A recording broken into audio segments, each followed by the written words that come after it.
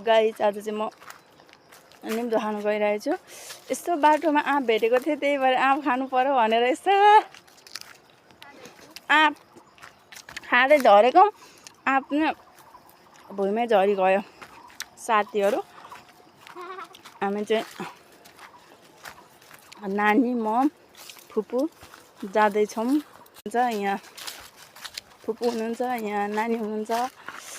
नानी हाई भन्नु त। हाई। हामी कता जाँदैछौँ अरे त?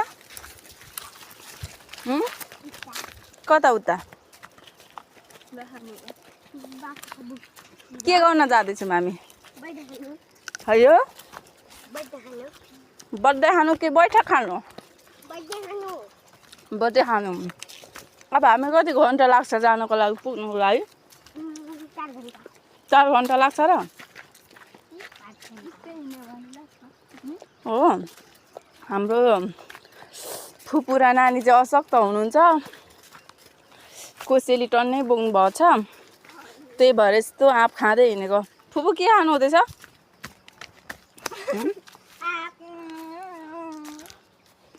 फुपूको आँपै तल झऱ्यो, त्यही भएर। कस्तो छ नानी? मिठो।